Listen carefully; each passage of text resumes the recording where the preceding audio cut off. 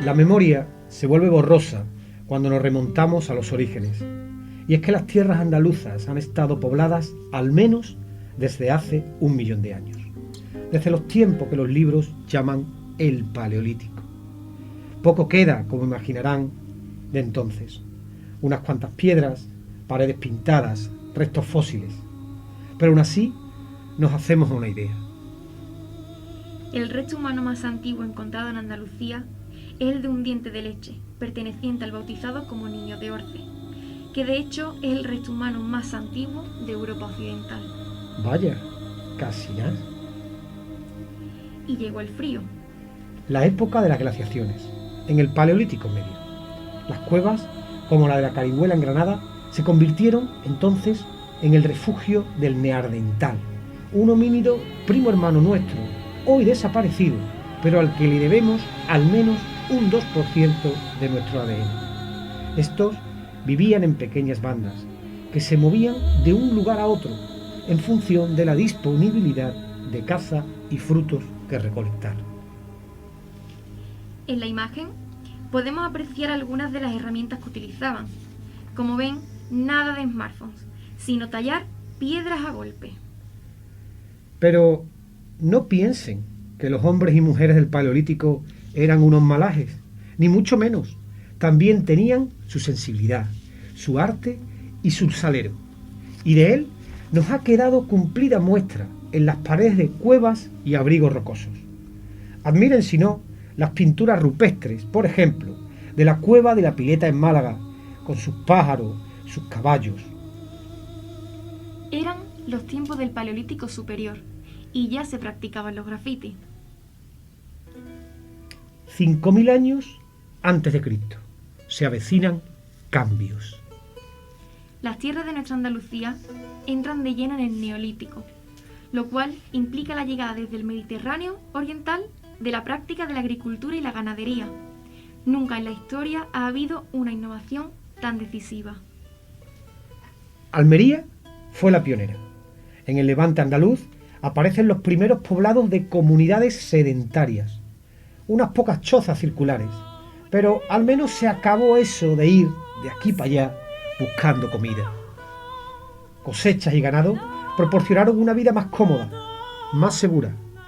Y otra novedad, por cierto, fue la producción de cerámica, decorada esta con incisiones de conchas marinas. Cobre, bronce, hierro. Andalucía entra en la edad de los metales. De nuevo, el oriente a la cabeza de las novedades. Entonces se consolida definitivamente la vida sedentaria en poblados. Adiós a las cuevas. El ejemplo más importante es el del poblado de los Millares, un poblado fortificado con hasta 4 líneas de muralla. Y no hay que ser muy espabilado para intuir qué nos indica este hecho. La guerra ya se practicaba, si no, ¿para qué quiero muralla? Pero un momento, ¿y esas piedras? ¿Qué son esas piedras tan grandes? Pues son monumentos megalíticos y en Andalucía los hay por todos lados. Fueron realizados con grandes bloques de piedras, con fines bien funerarios o bien rituales, principalmente en la edad del cobre. Seguro, pienso, que les gustará visitarlos. Por tanto, tomen nota de estos ejemplos. El dolmen de Antequera o el sevillano de Matarrubilla. Pero ya les digo, restos megalíticos los hay a montones. Y del cobre al bronce. Aleación de cobre y estaño. Un material mucho más resistente, que comenzó a utilizarse hacia el año 1700 a.C. De nuevo, el sureste andaluz en vanguardia, por los contactos con otros pueblos mediterráneos. La cultura llamada del Algar da fe de ello. Y llegan los forasteros. Esto se pone interesante, más aún si cabe. Por la ribera del Mediterráneo se ha corrido la voz. En el sur de la península hay tierra rica, un lugar nuevo de oportunidades. Es por ello que fenicios y griegos, y también cartagineses sucesivamente, a partir del año 1000 a.C., vienen a echar un vistazo. Y les gusta lo que ven: tierras fértiles para cultivar, metales que extraer y pueblos con los que comerciar. Y se quedan, anda que no, como pueblos colonizadores. Los fenicios fueron los primeros, y su colonización la más intensa. Provenían del Mediterráneo oriental, del actual Líbano, y vinieron cargaditos de regalos. El uso de la moneda, la escritura, el olivo, con ellos comienza la historia. Así que un respeto a los fenicios, que además fundaron Gadir, nuestra Cádiz, la ciudad más antigua de Europa, allí donde se creía que acababa el mundo en las columnas de Hércules. Y nuestro escudo, el de Andalucía, lo recuerda. La llegada de los pueblos colonizadores, por cierto, revolucionó la vida de los pueblos indígenas durante el primer milenio antes de Cristo. Sus culturas se empaparon de las nuevas influencias y florecieron, vaya que sí florecieron. De entre ellas, en el sur peninsular, merece una especial atención la civilización tartésica, que se focalizó en el valle del Guadalquivir y cuya prosperidad se asentaban en una rica agricultura y la explotación minera de Sierra Morena. Los tartésicos fueron, por cierto, también expertos comerciantes. De hecho, se ha constatado la travesía de barcos tartésicos hasta el Mediterráneo oriental y hasta las Islas Británicas. Alucinante. Organizado como un reino, el más antiguo de la península, cuyo rey más sobresaliente fue Argantonio Tartesos, practicó la escritura, elaboró códigos de leyes y produjo finas muestras artísticas como el famoso Tesoro del Carambolo, una virguería de cuidado. Como ven, Tartesos, una civilización como Dios manda. Pero nada es eterno, como nos enseña la historia. Y así, a partir del siglo IV a.C., el fulgor tartésico comenzó a apagarse, coincidiendo con el declive fenicio. Los llamados pueblos íberos, entonces, toman el relevo.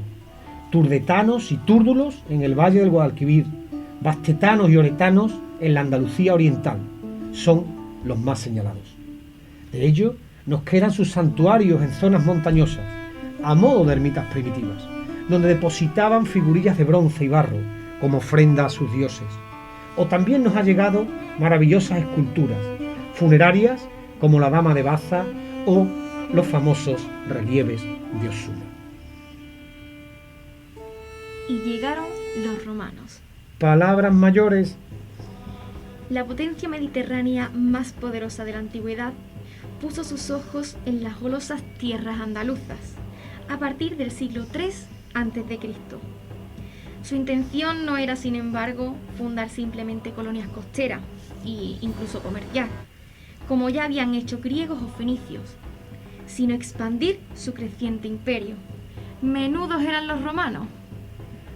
Pero no piensen que fue fácil el asunto, que montar un imperio cuesta lo suyo. Antes de dominar el sur peninsular, hubo que echar a los cartagineses, primos hermanos de los fenicios, que con base en la ciudad norteafricana de Cartago se habían constituido en los dueños de las costas mediterráneas occidentales desde el siglo V a.C. Tambores de guerra resuenan. Son las guerras púnicas, romanos versus cartagineses. La suerte de nuestra Andalucía se dilucidó, en concreto, en la segunda de esas guerras. En la batalla de Lipamagna, Alcalá del Río, vencen los romanos acaudillados por Escipión el africano. Alía acta est, la suerte está echada. Nace la Bética, nombre con el que bautizó Roma a Andalucía. ¡Ay, la Bética! Perla del Imperio Romano, al que aportó hasta 2 emperadores, Trajano y Adriano, nacidos en Itálica, y también a intelectuales de la talla del filósofo Séneca, el poeta Lucano o el escritor Columela. La romanización fue profunda. El latín se impuso como lengua. Las calzadas se desplegaron de aquí para allá, al tiempo que se fundaban ciudades como Itálica, la primera de todas, Hispalis o Córdoba, entre otras muchas. Y bien saben que estas urbes lucían magníficas, con sus foros atestados de templos, teatros, anfiteatros y demás, todo ello decorado ricamente en forma de relieves, pinturas y mosaicos. Pero no solo de arte vive el hombre, también la explotación económica de la Bética fue intensa. Las relaciones económicas con Roma se activaron a través de puertos como el de Gades y Málaga, desde donde se exportaban minerales, aceite, trigo, vino o la célebre salsa de pescado que los romanos llamaban garum, una auténtica delicia de la época.